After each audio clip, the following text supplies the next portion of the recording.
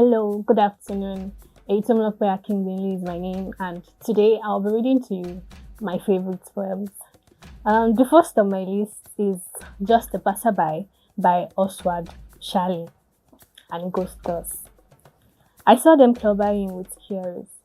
I heard him scream with pain, like a victim of slaughter. I smelt fresh blood gush from his nostrils and flow on the street. I walked into the church and knelt in the pew. Lord, I love you. I also love my neighbor. Amen. I came out, my heart as light as an angel's kiss, on the cheek of a saintly soul. Back home, I strutted, past a crowd of onlookers. Then she came in, my woman neighbor. Have you heard? They have killed your brother. Oh no, I heard nothing. I have been to church. Okay, one thing I love about this poem is how it depicts perfectly our society, the hypocrisy of our society, and maybe not hypocrisy, maybe the reality of our society, of how even if we see our brothers dying, there is little to what you can do.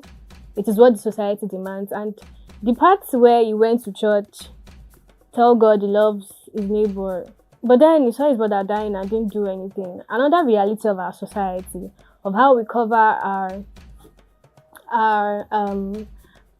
lack of actions thereof with religion. I think that was one thing that stood out to me in that poem.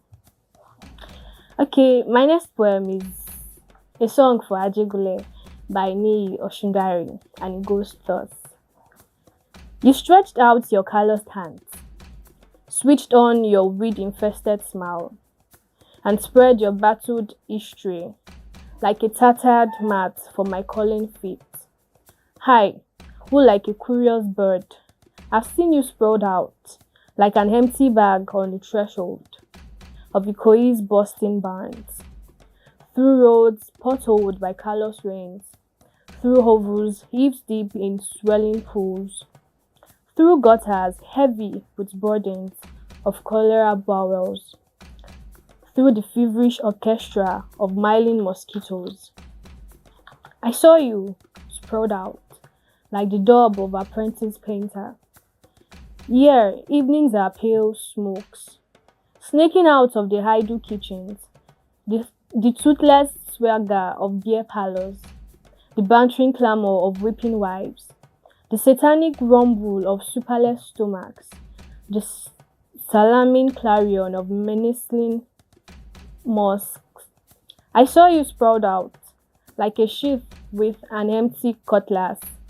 Ha, night, when it comes, the shadowy thunder of hurrying feet, the hooded stench of night owl pails, the brooding brow of starless pangs, the sweaty stupor of crowded maps, the gusty blast of hungry guns.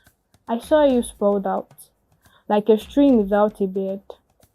Morning here is a crowd without a cock, taps without water, tables without bread, children without schools, schools without children, and shoeless hordes drifting dreamily to Ikoyi chores of Victoria's own highland, where lawns are green with sweat, and senior service brats murder the peace of tired nannies. I saw you, sprawled out, with hidden claws. Ajegunle, oh dreg of foaming wine, graveyard of our trance conscience, cesspool of brewing rage. I saw you sprawled out like a wounded snake.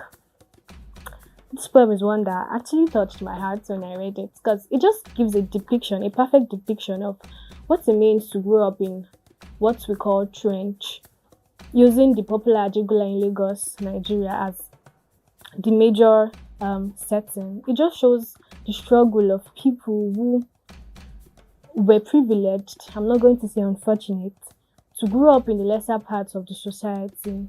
It shows their struggle, it shows the life they have to live, and it teaches us to actually be kind. Remember the struggle of those people, of our people, we are part of them, and feel what they feel daily. Okay, my next poem is one of my favorites. I can say my favorite, the one that tops the list, which is Still Arise by Maya Angelou, and it goes thus. You may write me down in history with your bitter, twisted lies. You may trod me in the very dirt, but still like dust I'll rise. Does my sassiness upset you? Why are you beset with gloom? 'Cause I walk like I've got oil wells pumping in my living room, just like moons and like suns, with the certainty of tides, just like the hopes of springing high, still I'll rise. Did you want to see me broken? Bowed head and lowered eyes, shoulders falling down like teardrops, weakened by my soulful cries. Does my haughtiness offend you? Don't you take it awfully hard? 'Cause I laugh like I've got gold mines digging in my own backyard. You may shoot me with your words, you may cut me with your eyes, you may kill me with your hatefulness, but still like hair I'll rise. Does my sexiness upset you? Does it come as a surprise that I dance like I've got diamonds at the meeting of my tithes? Out of hearts of history's shame, I rise. Up from a past that's rooted in pain, I rise. I am a black ocean, leaping and wide, welling and swelling, I bear in the ride.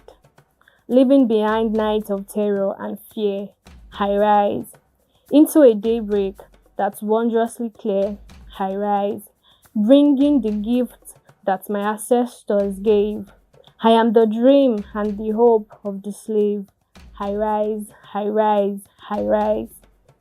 This is a lyrical poem by Maya Angelou. And the hope, the confidence, the strength of this poem is what actually drew me to it. I love the writer herself, the poet in short. I love her confidence, and seeing her perform this poem in a video I saw was actually what drew me to the poem. And reading through the poem, I saw that it was something that every black female should.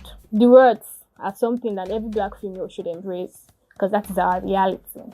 Above all, we rise. Okay, my next poem is Crossing the Bar by Alfred Tennyson, and the poem goes thus. Sunset and evening star, and one clear call from me, and may there be no moaning of the bar when I put out to sea, but such a tide as moving seems asleep, too full for sound and foam, when that which drew out the boundless deep turns again home. Twilight and evening bell, and after the dark, and may there be no sadness of farewell when I embark. For though from out our bourne of time and peace, the flood may bear me far, I hope to see my pilot face to face when I have crossed the bar. The most prominent thing about this poem to me was the great disposition towards death that Sir Lord Alfred Tennyson had. He was assured and he knew he was dying. And this poem just gives death another limelight. It doesn't sound sad. It gave hope. And that was something that stood out to me in the poem. Thank you for listening to my poem. Bye.